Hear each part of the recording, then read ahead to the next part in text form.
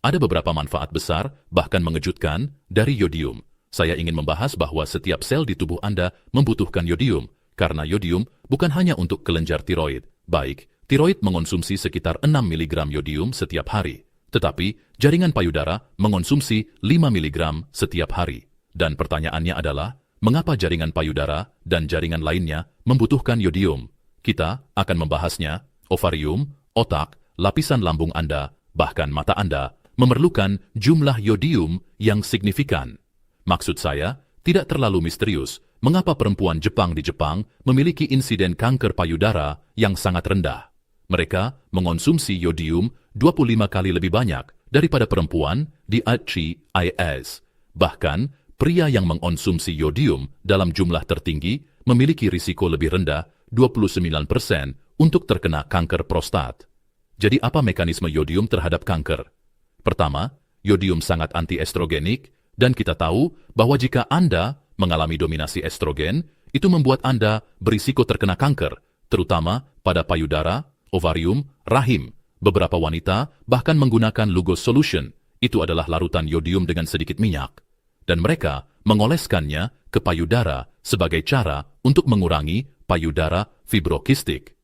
Yodium juga memiliki efek lain pada sel kanker. Yodium menyebabkan sel kanker melakukan bunuh diri. Yodium juga memperkuat tiroid, yang meningkatkan kesehatan keseluruhan Anda dan ketahanan Anda terhadap masalah kesehatan. Yodium meningkatkan sistem kekebalan, dan yodium juga mengurangi peradangan, dan sangat penting bagi siapapun yang hamil untuk mengonsumsi yodium yang cukup. Kekurangan yodium pada wanita hamil dapat meningkatkan risiko keguguran serta meningkatkan kemungkinan ADHD.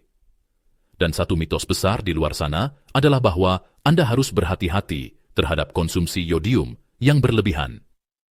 Tahukah Anda bahwa yodium adalah satu-satunya mineral jejak yang dapat dikonsumsi dengan aman dalam jumlah yang sangat besar? Yang saya maksud seperti 100.000 kali RDA. Yodium dianggap sebagai halogen, dan karena itu mereka saling bersaing satu sama lain yang dapat menimbulkan masalah dengan yodium. Syukurlah kita tidak mengonsumsi banyak fluorida atau bahkan bromida, bukan? Dan saya sedang sangat sarkastik karena mereka menambahkan bromida ke roti, fluorida ke pasokan air, dan itu ada di pasta gigi Anda. Jadi ada satu hal yang cukup keren yang bisa Anda lakukan untuk membantu mengeluarkan zat-zat itu dari tubuh. Anda bisa saja mengonsumsi lebih banyak yodium. Dan yang akan saya lakukan, jika Anda ingin detox, jika Anda khawatir soal itu, adalah selama beberapa hari, minum air dalam jumlah cukup yang diberi garam laut yang tidak dimurnikan. Lalu Anda mulai mengonsumsi larutan Lugol. Ini adalah campuran dua jenis yodium yang berbeda, karena jaringan yang berbeda menyerap jenis yodium yang berbeda. Anda mulai mengonsumsi larutan tersebut dan mengikuti petunjuk pada botol selama sekitar 5 hari, lalu hentikan 2 hari untuk memberi waktu detox. Dan jika Anda sedang detox, Anda mungkin juga ingin menambahkan beberapa hal lain, seperti vitamin C, dan saya merekomendasikan antara 3 hingga 9 gram, bukan miligram, dan sekitar 400 mg magnesium, 100 mg selenium, serta vitamin B kompleks lengkap. Dengan melakukan itu, Anda dapat membantu membersihkan halogen-halogen ini dan menggantikannya dengan yodium. Namun, jika Anda menderita hipertiroidisme, jangan mengonsumsi yodium. Sebagian orang mengira mereka alergi terhadap yodium karena mereka alergi terhadap kerang. Tidak ada yang benar-benar bisa alergi terhadap mineral. Biasanya, mereka alergi terhadap sesuatu yang ada pada ikan kerang tersebut.